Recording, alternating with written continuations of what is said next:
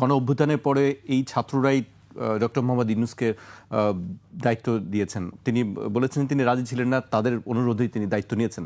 কিন্তু তার উপরে আপনার এই যে বক্তব্য বলছেন যে তারা প্রতিনিধিত্ব করে না, এই অবস্থাটা এখন প্রথমত হচ্ছে এই গণ অভ্যুত্থানটা এমন একটা প্রেক্ষাপটে হয়েছে, তারপরে আমরা 5ই আগস্ট বাংলাদেশের দীর্ঘ ফ্যাসিবাদকে বিতাড়িত করলাম।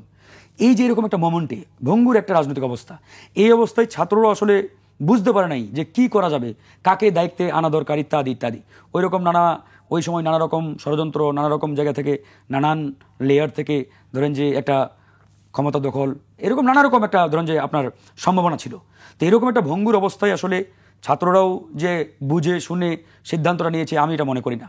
তারা মনে করেছে যে চয়েসগুলো রয়েছে এই চয়েসগুলোর মধ্যে ডক্টর মোহাম্মদ ইউনূস বেটার। তো সুতরাং সেই জায়গা থেকে হয়তো তারা ডক্টর মোহাম্মদ ইউনূসের নামটি রেফার করেছে বা সেটাকে পিক করেছে।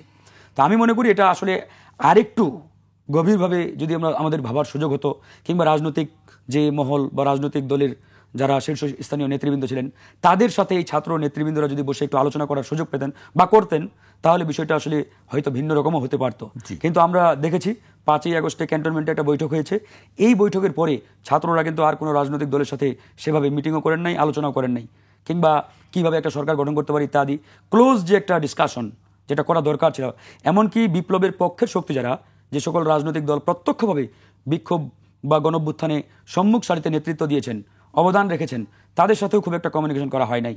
এখানে আমরা যারা আছি প্রত্যেকটি রাজনৈতিক দল এই গণঅভ্যুত্থানে সর্বোচ্চ শক্তি দিয়ে ফাইট করেছে।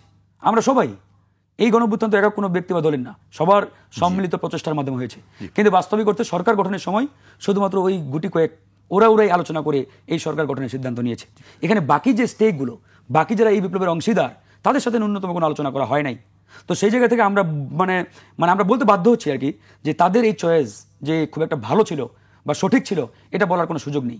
বরঞ্চ আমরা আরেকটু আলোচনা করে সবার সাথে কনসাল্ট করে যদি এই সিদ্ধান্তটা নিতে পারতাম, তাহলে হয়তোবা আজকের এই পরিস্থিতি ভিন্ন কিছু হলেও হতে পারত।